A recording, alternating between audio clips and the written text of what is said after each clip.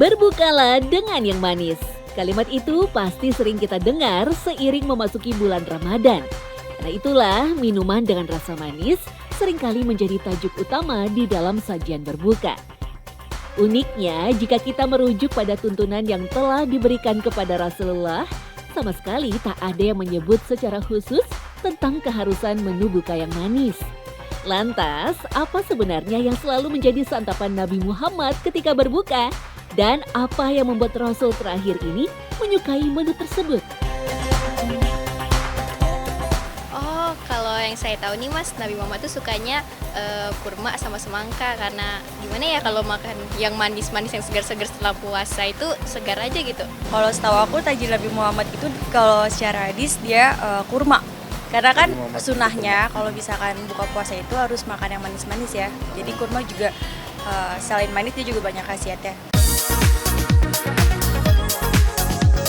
Sebagai suri tauladan semua umat, sudah sepatutnya lah kita mencontoh perilaku yang telah Nabi ajarkan dalam segala aspek kehidupan. Salah satunya tentu dengan menyegerakan berbuka. Tak hanya sekedar segera makan setelah waktu maghrib tiba, Rasul juga punya makanan favorit yang nyaris selalu disantap ketika berbuka. Salah satunya kurma. Dalam sebuah hadis dari Anas bin Malik radhiyallahu anhu disebutkan, Nabi Muhammad biasa berbuka puasa sebelum sholat dengan rutop, yaitu kurma basah. Jika tidak ada rutop, maka beliau berbuka dengan tamer, kurma kering. Dan jika tidak ada tamer, beliau meminum seteguk air. Nah, maka kaidahnya itu ketika buka puasa yang pertama makan kurma dulu baru minum. Ya, walaupun dalil tentang kurma ini ya udah sangat kuat, tapi selalu Nabi ketika mengkonsumsi kurma biasa digandeng. Ya, digandeng dengan yang karakter unsurnya dingin. Tetapi tak hanya kurma saja, Nabi dalam beberapa riwayat juga disebut kerap mengkonsumsi kurma dibarengi dengan semangka dan juga timun. Dalam hadis Bukhari dan Muslim dikatakan, aku melihat Rasulullah makan buah mentimun dengan rutop kurma basah.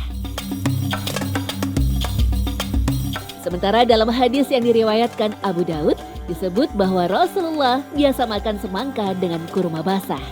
Mengutip buku Syarah Samail, Mengenal Pribadi dan Akhlak Rasulullah, Imam Tirmizi menyebut bahwa semangka adalah salah satu buah kesukaan Nabi Muhammad. Keduanya merupakan buah yang paling disukainya. Tak sekedar menjadi favorit saja, kombinasi dua buah ini ternyata diyakini akan membawa kestabilan sempurna di dalam tubuh. Kurma yang dianggap punya karakter panas akan dinetralkan dengan dinginnya semangka. Nah, makanya Nabi selalu menggandeng unsur panasnya dengan unsur dingin. Dingin itu air, air itu adalah fungsi ginjal. Jadi supaya jantung dengan ginjal ini klop. Nah, makanya di situ supaya apa? Keseimbangan ya terhadap nutrisi, keseimbangan terhadap unsur-unsur organ yang dipenuhi. Nah, makanya Nabi selalu menggandeng itu. Maka Ibnu Qayyim mengatakan kalau kurma itu karakternya panas, lembab dan kering. Jadi panas itu buat jantung, buat limpah dan buat paru-paru. Nah, dia harus juga dikuatkan karena berbuka puasa juga dia harus didinginkan. Ya, pasti semua akan sepakat, dehidrasi atau rasa hauslah yang menjadi tantangan terbesar saat puasa. Dan tanpa pengetahuan medis modern, Rasul telah mencontohkan kepada kita jenis buah dengan kandungan air paling banyak, yaitu semangka dan timun. Semangka sendiri mengandung 92% air, sementara timun lebih banyak lagi, yaitu 95%. Mengonsumsi kedua buah ini saat berbuka akan dapat membantu mengembalikan cairan tubuh yang hilang secara efektif. Selain itu, kandungan elektrolit di dalam semangka seperti potasium dan magnesium turut berperan dalam menjaga keseimbangan cairan tubuh. Hal ini penting untuk menjaga fungsi organ tubuh agar tetap optimal, mencegah rasa lelah yang berlebihan, dan membuat tubuh kembali bersemangat. Khusus pada semangka, buah ini juga merupakan pilihan tepat untuk mengembalikan stamina karena mengandung gula alami berupa fruktosa dan glukosa. Berbeda dengan gula tambahan, gula alami dalam semangka mudah diserap oleh tubuh. Proses penyerapan yang cepat ini membantu meningkatkan energi dengan segera.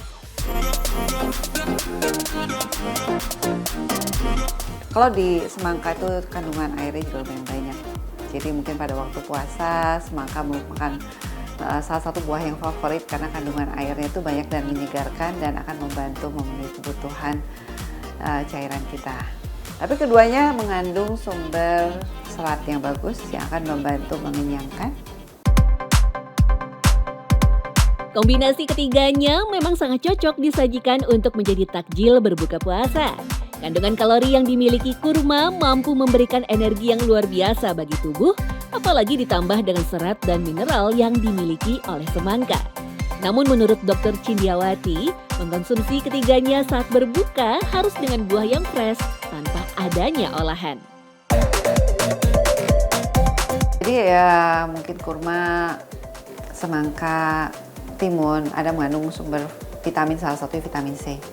Vitamin C itu akan turun dengan pengolahan. Jadi kalau ingin mendapatkan tambahan daripada vitamin C itu bagus untuk menjaga daya tahan tubuh kita, membantu menjaga daya tahan tubuh kita. Jadi kalau mau vitamin C-nya dalam bentuk yang masih banyak, nggak berkurang, dimakanlah dalam bentuk utuh. Sehingga dapat kontribusi dari tambahan vitamin C-nya tersebut. Kalau udah diolah, biasanya pengolahan akan membuat kandungan vitamin C-nya makin berkurang.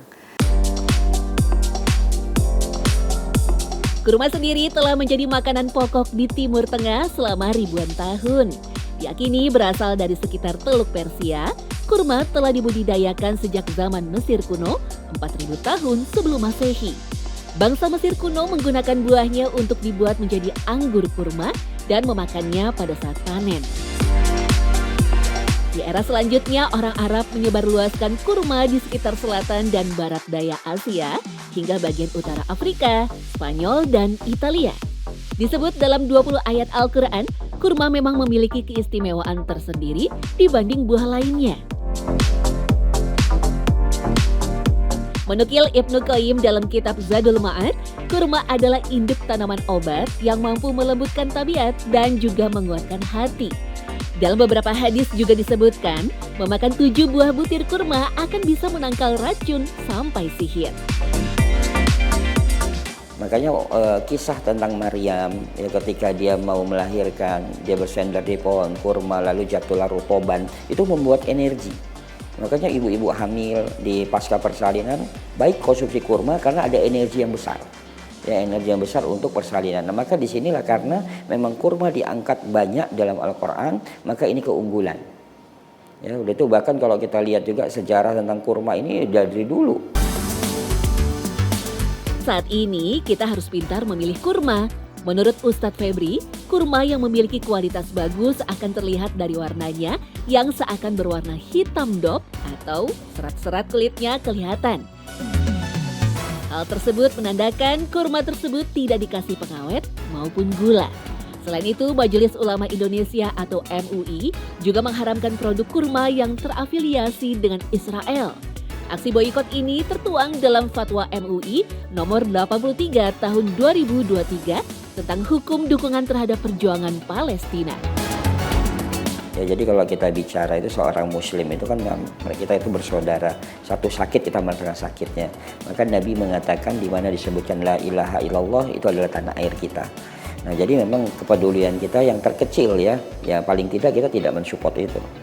Nah, maka kita cari aja kurma-kurma yang dari Emirat. Ya kan itu banyak, biasa ada brandnya itu kan yang disepakati. Nah, di luar brand yang sudah dimunculkan oleh para ulama tadi oleh MUI, nah kita aman.